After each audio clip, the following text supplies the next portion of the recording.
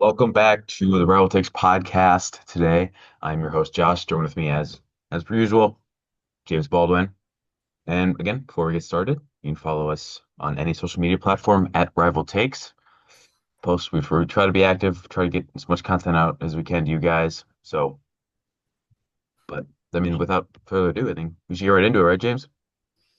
Yeah, for sure.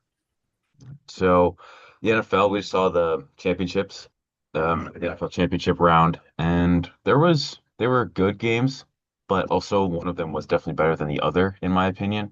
So I guess let's start with that one. So Seahawks and Rams. I mean, I think we needed a three-game series, basically. Like it was just, I mean, we basically did have it because they played a lot of times this year, but that was just such a great game. Yeah, it was. It was a good game, fun to watch. Although, if Devin Witherspoon wasn't chirping at the Rams sideline right in front of the ref and got that penalty, the Rams Yeah, would have punted, and then maybe it would have been a bigger blowout. it was closer than it should have been, for sure. I feel like the Seahawks. I feel like they had control of that game the entire time. Mhm. I didn't really feel like at any point the Rams were going to win. I'm not going to lie, but No, I agree. Still a great game though. I mean, yeah, they made for it sure. interesting because that weird penalty that they had, Keyshawn Nixon-esque, just randomly super dumb, but they did enough. I mean, holding the Rams 27. I mean, not like a small score, but that's the Rams have a great offense and they would have only scored 20 if that they hadn't had that penalty. Quite probably. So, you know, it was a good game.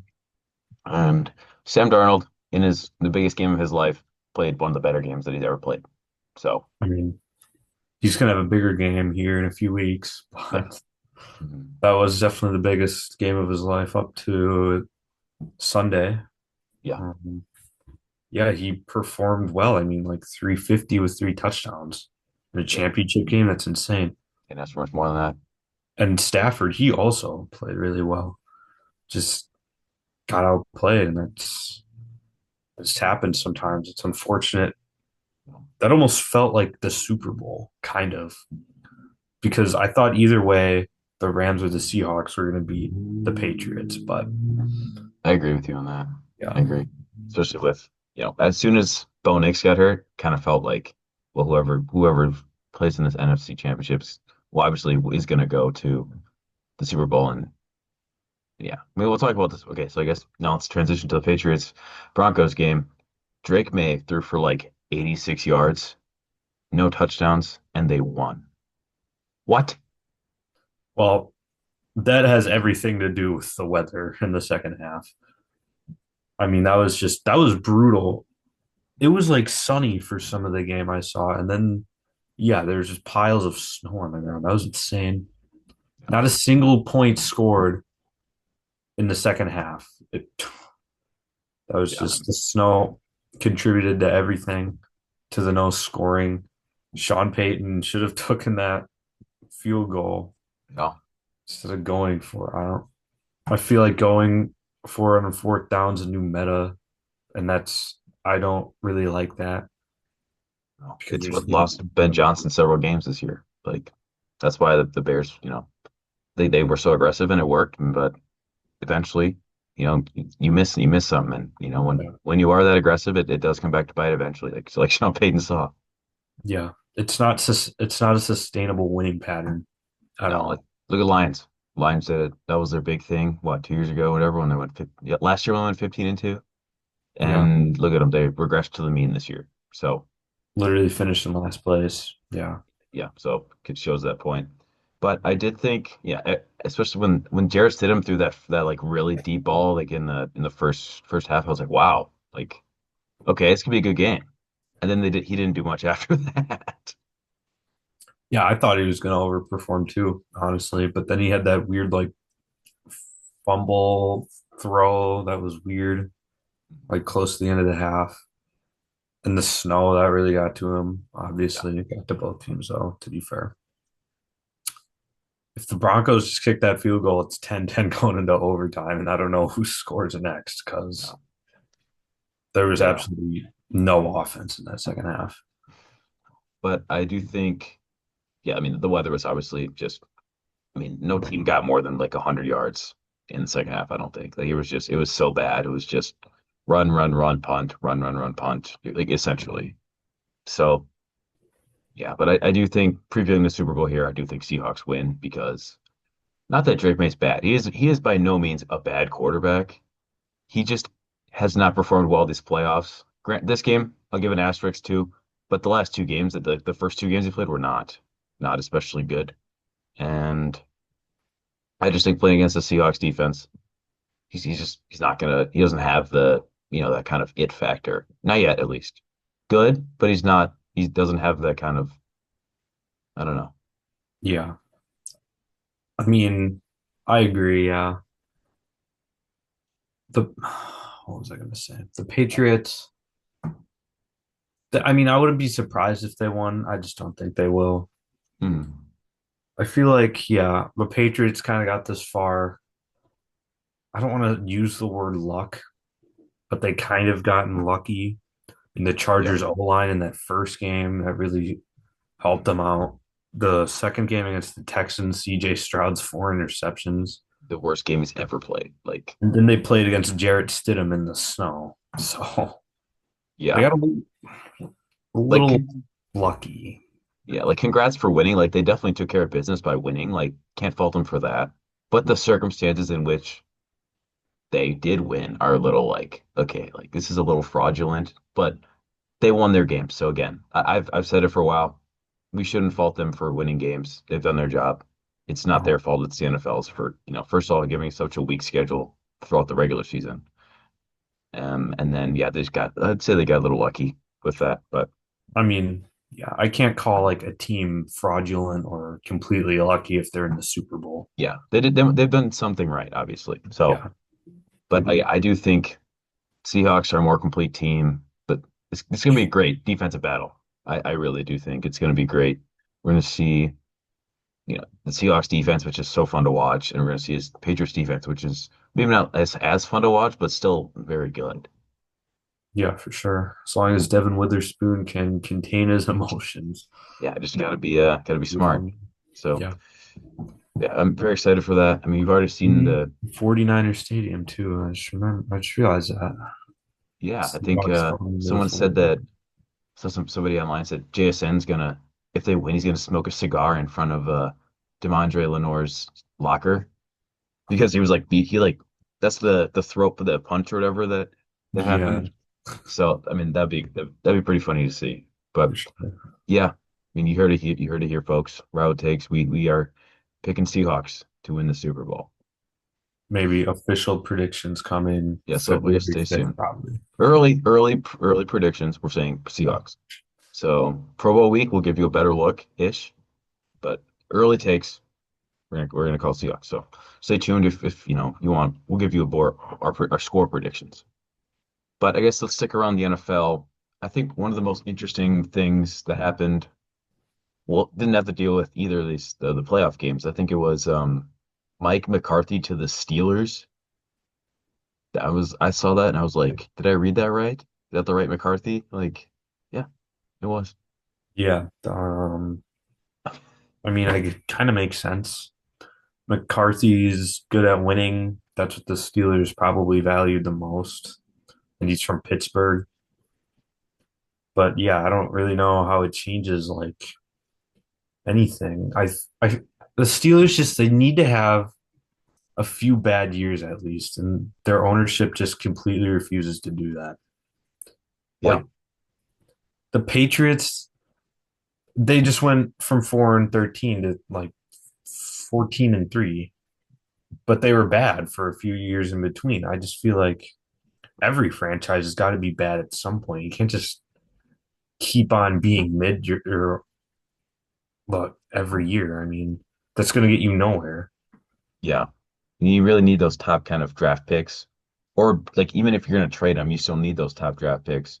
You either got to build through the draft and free agency, or you got to focus on trading and developing with it. So I do think that, like you're saying, like if they did go like 4-13 next year, that would actually be pretty good for them.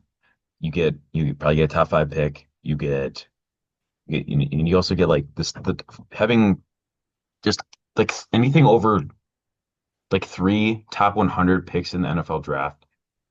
That's kind of where you want to be. You kind of want to have three to you want at least two, the three. So if if you do pretty well, and eventually like, you get kind of like 105 or whatever, like then you're like okay, because that's when they start doing the compensatory picks is Yeah. like late third. So you kind of want to stay there. Is so. I But yeah, mean, I do agree. You kind of need to be bad. I think that's a good kind of point.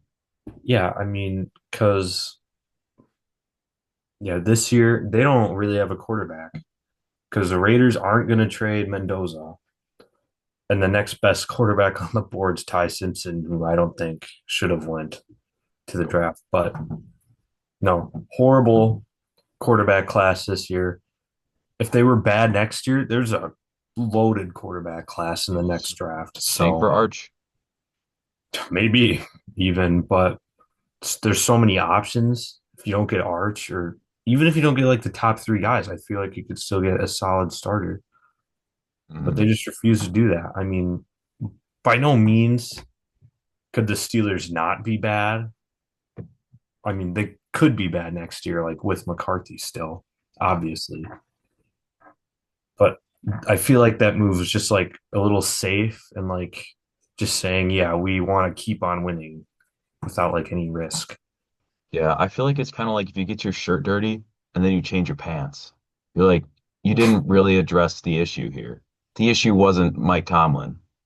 Like not really. Like yeah, sure you want to get a new start, but he wasn't the problem. So like in that Mhm. sense of like, yeah, your shirt is actually dirty and you like the roster is what you need to help with. You need a better roster construction, you need better assistance, but Tomlin wasn't the problem. So he's kind of the pants in that scenario.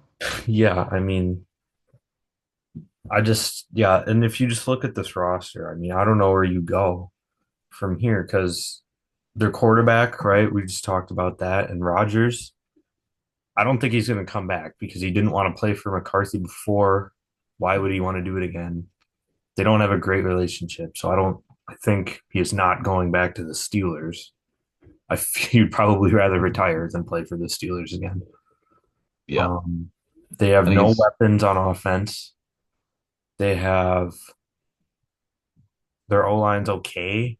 I think defense is overpaid is what yeah. it is. They have TJ Watt, who's good, but he Joey is Porter Jr.'s okay. He's pretty good. he's But fine. TJ yeah, Watt's aging. Cameron Hayward's like 35. he's, Jalen Ramsey is like CTE borderline. I don't like their he's like 100 in orthopedics coverage. cornerback years.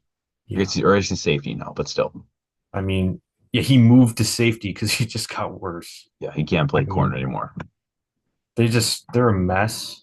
I feel like I feel like they do have a lot of cap space though. I could be wrong. I don't know. Either way, it'll be an uphill climb. I don't see the Steelers being like overly good. No. And I am interested to see what way they go with the quarterbacks because are they going to go with obviously Will Howard because he was their backup, wasn't he? Yeah. Because they're almost certainly going to lose Rodgers, at least I think. Like you said about the Tomlin situation or about the McCarthy situation. There's not a lot of value. This is one of the weakest quarterback classes we've seen in a long time. It's borderline 2022 with Kenny Pickett, Matt Corral. Like those are the top two guys on the board basically, and it was not a good draft class.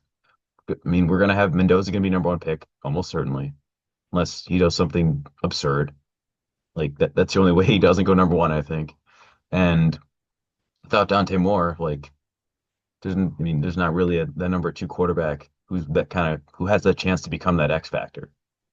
Like you kind of know who Ty Simpson is right now. I mean, there's guys like Kate Klubnik, Garrett Nussmeier. You're like, okay, but they're going to be later round picks, and you aren't going to expect them to start. So maybe they go out and try to get a veteran free agency, or they stick with Will Howard. But this is where it's really interesting. This is where you do a Madden. You do a Madden franchise with them. Because you're like, okay, well, I'm going to do this. I'm going to trade him because there's so many opportunities that you can do here, which is good and bad, I think, for the Steelers because again, this roster is it's so oddly constructed, right? Like DK Metcalf, they went out and got him, Kenneth Gainwell, Calvin Austin, but they're going to lose their quarterback, which the most important position on your team. You got to replace that, and then their aging defense. Like, how do you address that? So, very interested to see kind of what they do from here with McCarthy too. So maybe they'll be in Hard Knocks. Maybe we'll be able to see that. I don't know, but I guess speaking also, there's another. I guess it was pretty recently. The Buffalo Bills got a new head coach too. See that? Yeah. Joe Brady got promoted as their offensive coordinator to their head coach. I think that was also another safe move, honestly. I was watching The Herd, that show. Nick Wright was on it, and he was actually making really good points, surprisingly enough. Not known They, for that. yeah, okay. The Bills said earlier that like they didn't want their reasoning for firing McDermott was because of like coach being devastated and like going through it over again, like losing in the playoffs over and over again. But then they hire somebody who's done the exact same thing. I mean, he's lost in the playoffs too. He's their offensive coordinator. He Yeah, was there for all those playoff losses. So I don't get how that would like change their culture. And the second point was the Kean Coleman thing where the ownership was bashing the coaches for like wanting to draft Kean Coleman. But who out of between like Sean McDermott, the defensive guy, and their offensive coordinator, yeah, who probably wanted to draft him more? yeah. And also, who actually pulled the trigger on that? The GM. Like, so it's just moving blame is really what that comes down to. But Joe Brady, fine. I wonder if it's because they didn't. I mean, they did interview Philip Rivers for some reason. I thought that was actually very interesting, but I don't know. I don't know. It's not like the Browns job where it's just absolutely undesirable. I'm sure the people would have accepted it, but I just think that it did kind of feel like that safe move where it's like, yeah, we're not going to kind of go out and try to, kind of get this kind of wild card coach to kind of be like, okay, like we either are really good or really bad. It's kind of like, yeah, we're going to be, 10, 12 win team next year. We're probably going to be roughly there, wild card or maybe, AFC East champs, but it just seems like they're not like McDermott really wasn't. I don't know. It just seems like it's kind of that same thing with the Steelers where it's like they kind of overpaid on their defense and they underperformed, which it is partially on the coach. I'll give it that. But it's it's not all McDermott's fault, and Joe Brady is not blameless. Let's say that. I mean, yeah, I'm sure that move was a lot of the reason because of Josh Allen in some way, shape, or form. Yeah. I mean, maybe they just asked Josh Allen, who do you want to be the coach? And he said, freaking Joe Brady. I Who guess. knows? Yeah. But yeah, the Bills, I mean, yeah, they'll have like a 12-win year, which with Josh Allen, of course, they're always a playoff team with Josh Allen. They would have the rest of the roster would have to be atrocious for them to miss the playoffs with Josh Allen. Yeah. Um, Yeah. Another safe move, no risk, really. I feel like. I Yeah. mean, I explained the Nick Wright things a little. You can like check it out if you want to. Yeah. I think you did a pretty good job explaining it though, because I saw the clip. I didn't see the actual show this morning, but I saw like a clip of it Yeah. online. But let's see. So I do think that Buffalo is was one of the kind of better like best jobs available for like head coaches. And now that it's closed, I guess let's see. There's Cardinals, Browns, and Raiders left, right? Yes. Which of those would you say is the best job right now for an incoming coach? It's Um, a rough question. yeah. Defend the indefensible. That's on like Wednesdays, I think. But anyways, Yeah. probably the Raiders, just Yeah. because of Mendoza alone, really. Yeah. I mean, Browns and Cardinals, those two teams are a mess. And so are the Raiders, but they're just like slightly less of a mess than the other two. I mean, they still got Ginty too, Mhm. and Max Crosby, he's good. I mean, yeah, not a lot of like attractive candidates for coaches, but it's all that's left. I'm going to agree with you and say that the Raiders probably are the best. I would say Browns is honestly not that bad a gig considering like how good their defense like this draft class was, but they did come out and say that they're going to stick with Shadur for next year. And that kind of ruins it because like you get a guy like the Raiders are going to get they're going to get Mendoza. You get to kind of mold him. You get to kind of choose like what, but you don't really get a chance to if you're the Browns, like, hey, I really want to take a chance on, Garrett Nussmeier from LSU. I really want to kind of mold him. They're like, no, you're gonna, you have this quarterback. Like, you're not gonna be able to, you don't have a say. And I think that that's deterring a lot of these, the candidates. Like, why do you want to go somewhere that's not gonna value your opinion? Well, yeah. I mean, Mike McDaniel, he interviewed for the Browns job and he decided to be the offensive coordinator of the Chargers instead. Yeah. So yeah, if you tell your applicants that you have to use Shador, I'm sure all of them will like immediately be very uninterested in the job. Yeah. That's why I think the Browns will probably hire Jim Schwartz because he's Hmm. already in the building. So he's like used to Shador and stuff. That would be a terrible hire, in my opinion, but it's probably what they're going to have to do just because of the circumstances. Yeah, I agree. Just seems like there's not a lot. I mean, there's just they actually do have a lot of like, they had such a good rookie class this year. They really did. And Jim Schwartz is going to do nothing with it as a head coach. Oh, He's not going to do much with it. I can't see them going any better than 5-12 next year if they hire Jim Schwartz. yeah. I can't. I mean, yeah, I can't. The Browns, they're probably in like the biggest mess right now in the entire NFL. Uh, Cardinals, they have good pieces. I'm interested to see who they'll hire. Trey McBride, He's he's very really good. good. And their Um, defense actually has a good like actually like Walter Nolan's really good. He was hurt. They yeah, got their corners are young. Buda Baker's been a stud for a while. But they brought in Calais Campbell, obviously, kind of like a last hurrah, I think. But I mean, Jacoby Brissett kind of showed that like this offense could be a lot different than what it is with Kyler, but they didn't win a game when Jacoby Brissett was starting. So it is difficult to kind of say that it was good. But Michael Wilson was really good. Like Marvin Harrison took a step back, but there are pieces on this team. And that's true for every NFL team, obviously. But there really are pieces. Trey McBride, absolutely tight end one in fantasy this year. Like Marvin Harrison Jr., Michael Wilson, you got two good wide receivers there. James Conner, I guess we don't know what he has coming out of this injury, but they also have to address quarterback this draft class, which they're probably looking like Ty Simpson right now. I'm thinking they're going to pick unless Ty Simpson goes to the Jets, but they are in a rough spot. I will give them that. But the later they keep the longer they keep waiting, I think the worse they're going to be because you kind of want a coach's insight on who they kind of want at quarterback. Like you kind of want that because the GM kind of know like is already looking at those guys. Like the East West Shrine Bowls today, the Senior Bowl's coming up. These are all like there's NFL scouts at every one of these. You I kind of want mean, to know. Like, and they're not gonna as long as they don't pick Diego Pavia. That would be the funniest pick though. They go from Kyler to Pavia. Pavia is not an NFL quarterback in any way. He's a no, very fun college guy, not an NFL quarterback. But it would be hilarious.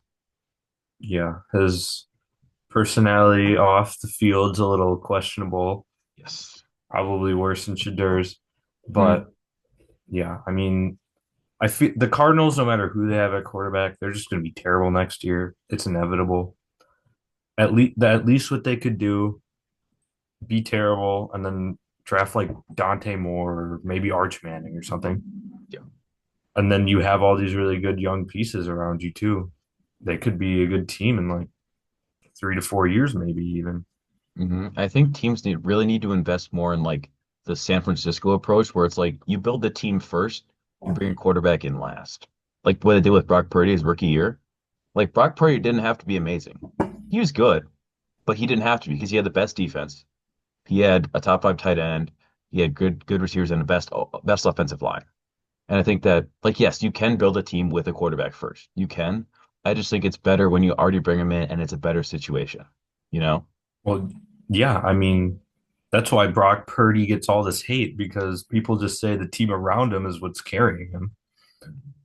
I mean, I might be one of those people, but yeah, if you build your team first, 40 Brock Purdy almost made the Super Bowl his rookie year when when his first start was like week 10.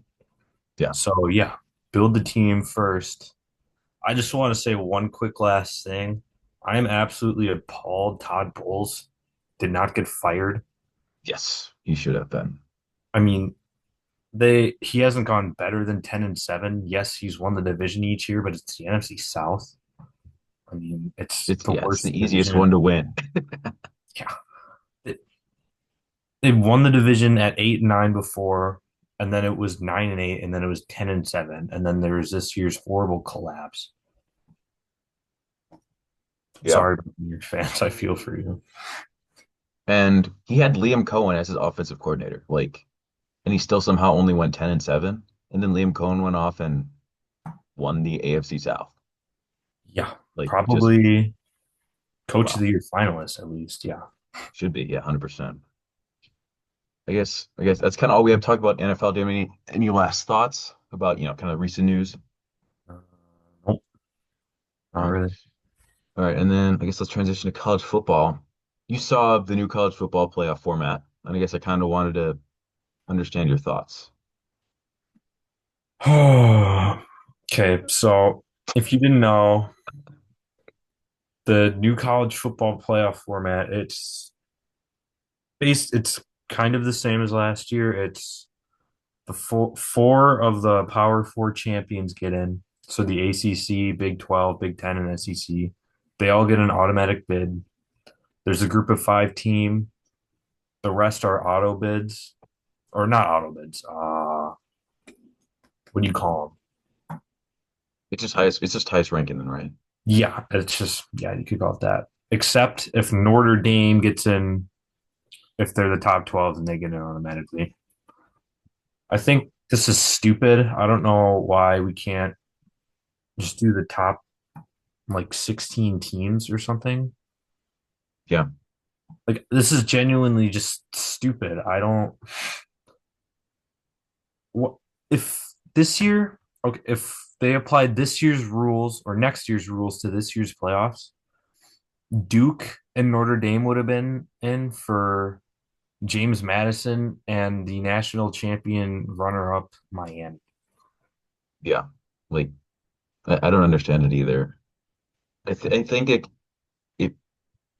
I do think that just a 16 team best rankings would be good because Miami would have been in that. Like if you're not, like you can always go on a run, I guess, but like Miami would have been in that. And if it's just the 16 highest rated teams, you don't have to necessarily give an auto bid to the winners of the SEC and Big Ten and all these Power Four conferences because they're going to be in. Like, which is why like I do think it's kind of dumb that it's like we're doing all this. I don't know. I thought it was fine. Like, yeah, James Madison Tulane getting in was a little like underwhelming, like the games, but I don't know. I just I mean, Duke would have been an unranked team in in it. the Yeah. college football playoff. Like, why? What? They don't deserve to be in. No, Duke's the only team who thought they should be in. Tulane and James Madison deserves it more. They were both at least ranked. I mean, I could probably get by the Power Four auto bids. It Mm, annoys me, but I could get over it. What I can't get over is Notre Dame's stupid 12 ranked yeah. auto bid. Like we're just rewarding Notre Dame for crying that they didn't get in this year and rewarding them for not being in a conference. I, If they were in a conference, doesn't matter which one they would have been in. They would have. But since they decided to be independent and they're like, well, obviously college football revolves around me, Notre Dame. even though I haven't won a national championship since 1986, right? Probably. Yeah. But they somehow still control college football. Like that's dumb. I mean, it's fine if they want to be independent. I don't really mind it. I mean, you shouldn't be able to, yeah, then you shouldn't be able to whine and all this. Like, Yeah, like I mean, this is just I it's really stupid. I really can't stress how stupid this is. This is yeah. why they college football needs a commissioner so bad Mhm. because the Big Ten commissioner and the SEC commissioner just argue about the college football playoff and nothing ever gets done. It's almost like politics in the US government. Unrelated. Yeah, but I agree with that.